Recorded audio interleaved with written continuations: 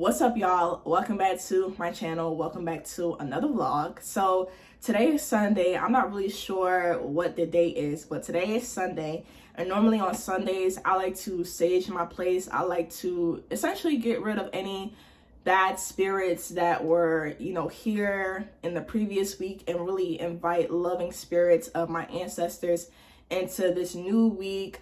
Just to refresh, replenish my spirit. And yeah, personally speaking, I do not go to church. There are several reasons why I've decided to stop going to church. I'm gonna talk about more of that on my podcast, like more in depth on my podcast. But personally speaking, I really feel as though I've actually gotten a lot closer to God since I stopped going to church, okay? Now, personally speaking, I wanted to stop going to church when I was a freshman in high school, which is one of the reasons why I wanted to go to school out of state. So that way, your girl could have a valid reason of not going to church. And personally speaking, I really feel as though what really solidified for me in my adult life is when I went to Ghana for my uncle's funeral, okay? I went to Ghana for my uncle's funeral. And, on Sunday, that's when we have the final funeral rites. And I will never forget how I walked into that church and I saw a poster of white Jesus. Oh my goodness. I tell y'all, when I saw the poster of white Jesus, I actually started to feel very sick to my stomach. I can even call my mother up right now and she will confirm that I was feeling really, I wasn't feeling well at church, because I'm telling you, once I saw the poster of white Jesus, my spirit was so disturbed. Even up to now, my spirit is still disturbed, okay? Now, personally speaking, sometimes I listen to Dr. Umar Johnson. Now, I don't agree with everything he says, but I do believe that there really are some truths to some of the things that he says, right? And one of the things that he said is that he's traveled around the world except for Australia, I believe. And he says that one thing that he sees that's a constant amongst African people is the fact that African people are worshiping a white Jesus. When I saw that with my two eyeballs in Ghana, I just couldn't believe that. I was really saying to myself, wow, this man is actually right. I couldn't believe it. It's one thing when you hear somebody say it, and it's another thing when you actually see it for yourself. And honestly speaking, mind you, and I know some people are thinking, oh, what is the issue, right? What is the problem? Think about it like this. You're traveling to a whole nother continent, a continent that is filled, 90% of the people that are living there are melanated people who look like myself, right? And then you're also traveling to a country within that continent that the police look like you, the politicians look like you, the president looks like you, people who own the business stores looks like you. When it comes to the schools, the principal, the teachers look like you. Basically everybody looks like you, right? It's different when you're going to a college that's filled with Black people, and it's different when you're going to a country that is filled and run by Black people, right? And keep in mind, this is only a particular area of Ghana. This is not the whole Ghana. This is only a particular area of Ghana. So just imagine this particular area of Ghana is worshiping a white Jesus. I can only imagine the continent of Africa. And you have to think about it like this. How are you worshiping in the image and likeness of the oppressor, the same oppressor that committed the most egregious, brutal act that humankind has ever seen? Like literally in the history of humankind, of the human race, and still up to now has not even been held accountable for their actions. And now their descendants are reaping the benefits of the egregious crime that was committed against my people and my ancestors. And I also want to let y'all know in the Bible, it says in Matthew 7 verse 15, beware of false prophets.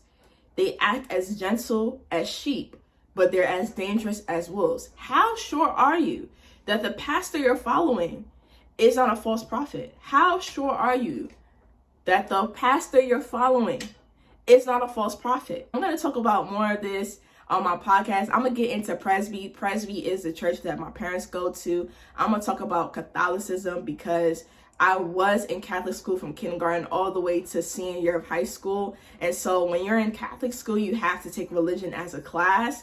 And I'm going to talk about that. I'm really going to talk about that on my podcast. So make sure y'all stay tuned for that episode because that episode is going to be really, really eye-opening.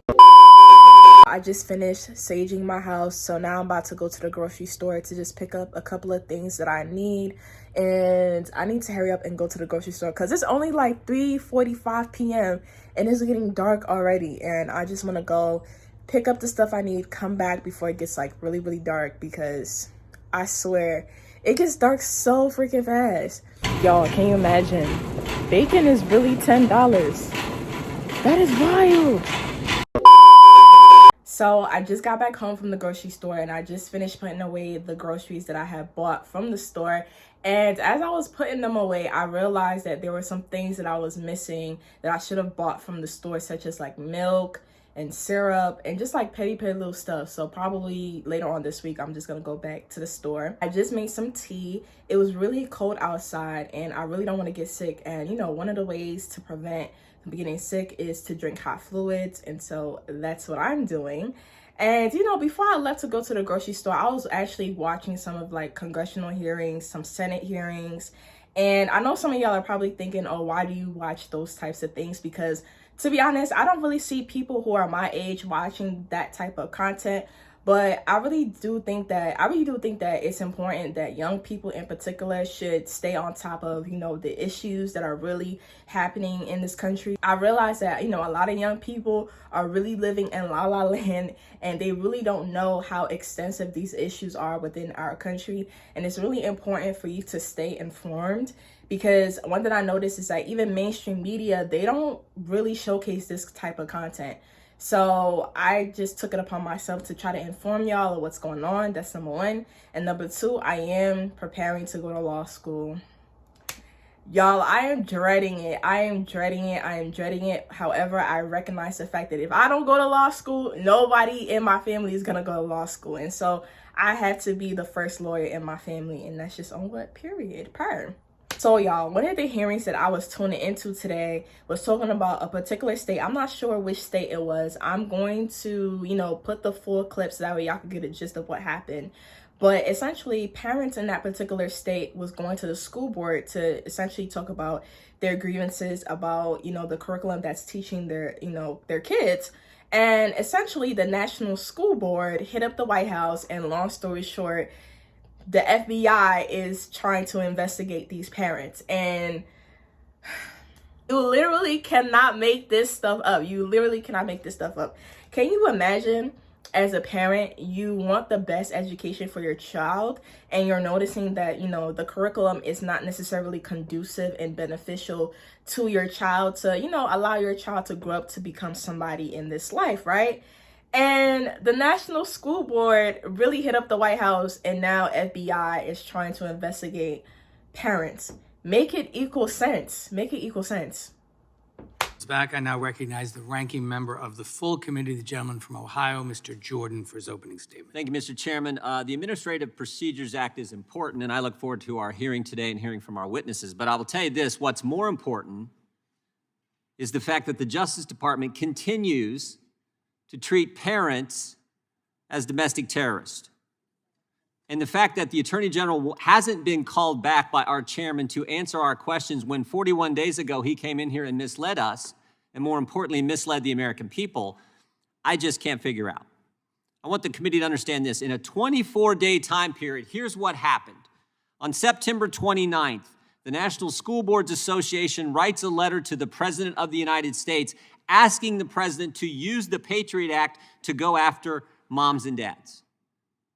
One of the individuals who signed that letter, Ms. Garcia, 2 days later, on October 1st, gets a plum position on a board at the Department of Education. 3 days after that letter is sent to the President of the United States, asking him to treat parents as terrorists, the weekend of October 2nd and 3rd, Tim Langen, the head of the counterterrorism division at the FBI, is already having conversations with the Justice Department on how to implement the letter sent from the School Board Association to the President of the United States.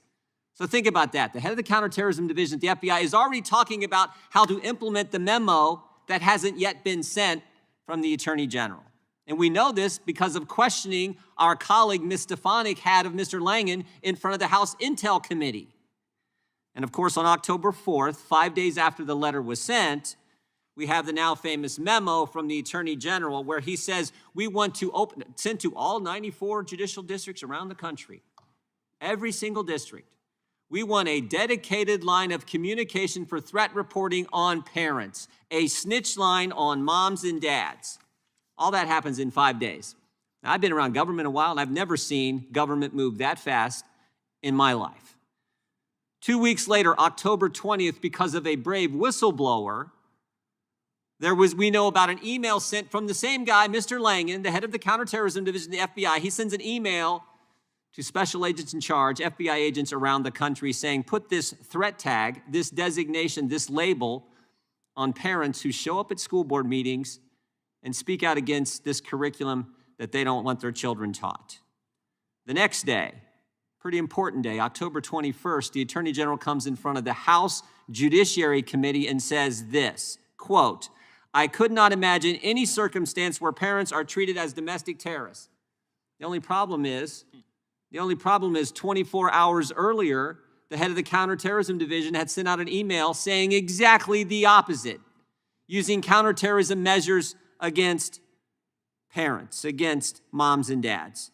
And of course, the next day, October 22nd, the National School Board Association, because of the political fallout, they thought it was going to be a political winner. It turned out to be a political loser for them.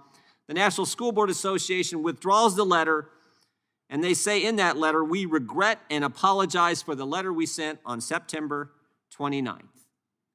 All that happens in 24 days. Again, I have never seen government move that fast in my life. Now, those 24 days are just part of the story, though, because the most important part is what happened before September 29th. The most important part is the coordination between the White House and the School Board Association before the letter was ever sent. Here's what we know from FOIA requests, from communications made by Mr. Slavin and Ms. Garcia. Here's what Mr. Slavin said. The White House requested additional information from the National School Boards Association before the letter was sent. And Ms. Garcia said this, quote, the National School Boards Association communicated for several weeks with the White House before the letter was sent. In other words, this thing didn't start. I mean, this is the real story. The National School Boards Association letter wasn't the catalyst for this flurry of activity by the Department of Justice against moms and dads. It wasn't the catalyst. It was just the pretext. It didn't originate with the School Board Association. It started with the Biden administration and with the Garland Justice Department. They were looking for an excuse, looking for a pretext to target, to threat tag moms and dads.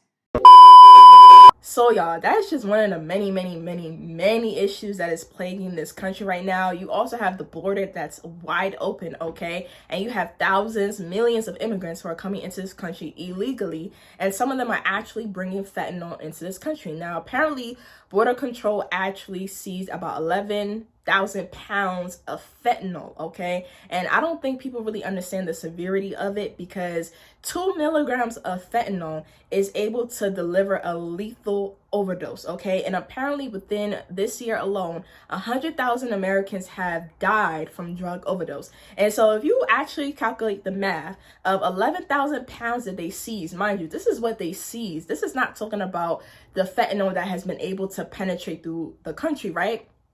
If you calculate it, right, 2 milligrams is enough to, deliver the lethal overdose blow to the average American, right? That means that with 11,000 pounds of fentanyl, right, that could kill 2 billion people. That is a lot of people that can die if they continue to mix these drugs with fentanyl. And so it's really important for us to stay vigilant, be aware, and most importantly, for us to prepare. Okay, this is why it's really important for us to be knowing about what is going on in this country, so that way we can properly prepare and also make sure that we're taking care of our families as well. That is just most important. We have reached the end of, today's vlog. I hope you all enjoyed today's vlog. I hope you all, learned something from today's vlog, and make sure y'all tune into my next vlog. And that's just on what? Period. Bye, y'all.